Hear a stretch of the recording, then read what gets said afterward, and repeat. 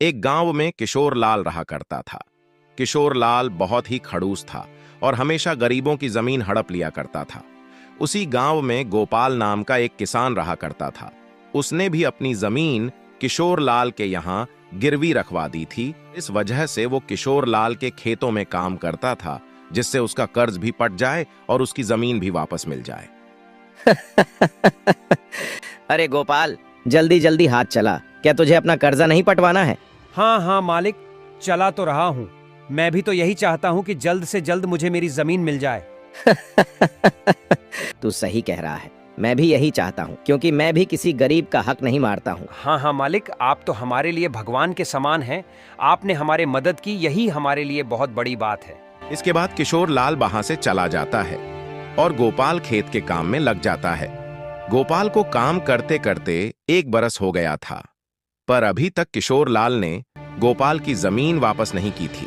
इसी वजह से वो काफी परेशान था। गोपाल काम करके घर आता है तो उसके पत्नी शीला बोलती है, अजी सुनते हो, अब तो 1 बरस होने को आ गया है। आपने अभी तक रुपए नहीं पटा पाए। आपने तो मात्र 20,000 रुपए लिए थे और हमारी जमीन तो पूरे 2 लाख की है।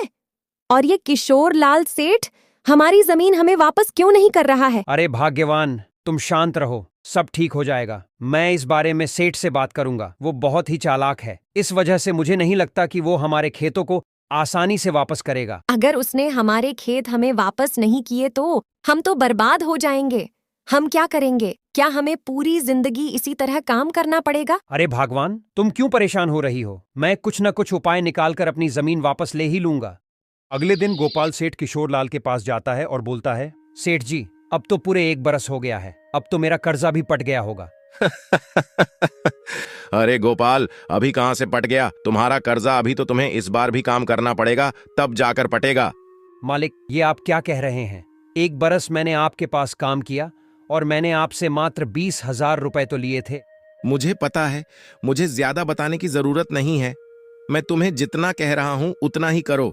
अगर जमीन वापस चाहिए तो काम तो करना ही पड़ेगा, वरना जाओ अपने घर। ये सब सुनकर गोपाल समझ जाता है सेठ उसके साथ बेईमानी पर उतर आया है और गोपाल अपनी एक तरकीब लगाता है।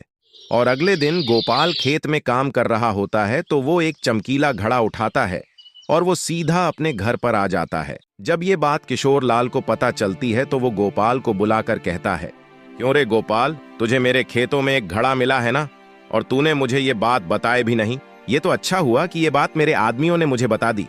चल चल ला वो घड़ा मुझे दे। अरे नहीं मालिक, मुझे कोई भी चमकीला घड़ा नहीं मिला है। लगता है आपको कोई गलतफहमी हुई है। नहीं, मुझे कोई भी गलतफहमी नहीं हुई है। मेरे आदमियों ने कहा है कि तुझे एक चमकीला घड़ा मिला है। जरूर वो एक सोने का घड़ा होगा, इसीलिए तो तू झूठ बोल रहा है। जल्दी से वो घड़ा दे मुझे। अरे नहीं मालिक, वो कोई सोने का घड़ा नहीं है मालिक। वो तो एक जादुई घड़ा है और वो मैं आपको नहीं दूंगा, क्योंकि वो मुझे मिला है। क्या? तू मुझे वो नहीं देगा?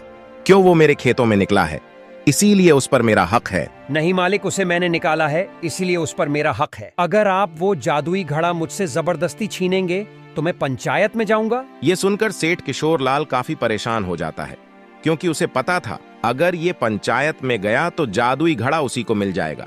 इसी बात पर वो गोपाल से कहता है, अच्छा गोपाल, तू तो अपना ही आदमी है, पंचायत में क्या जाने की बात करता है। एक काम कर, वो जादुई घड़ा मुझे दे दे, उसके बदले में मैं तुझे तेरी जमीन वापस कर देता हूँ।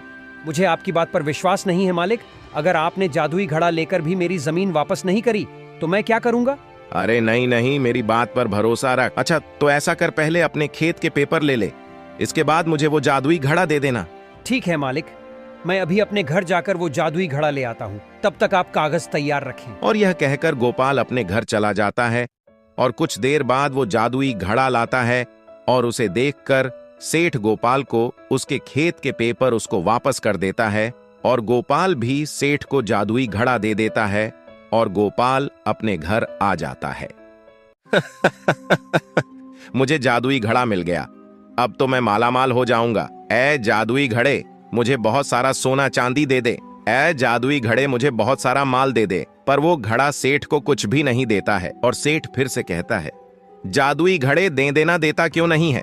मैं मालामाल होना चाहता हूँ, देना देता क्यों नहीं है? पर फिर भी वो घड़ा सेठ को कुछ नहीं देता है। इस पर सेठ को बहुत ज्यादा गुस्सा आ जाता है और वो घड़े को फेंक देता है जिससे उसके 2 टुकड़े हो जाते हैं। इसके बाद सेठ गोपाल के घर जाता है।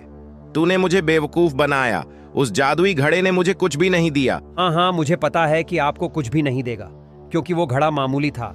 इसीलिए मैंने उस पर सोने का पानी चढ़ा दिया था, जिससे वो जादुई लगे, क्योंकि मुझे अपने पेपर वापस चाहिए थे। आप मुझे धोखा दे रहे थे।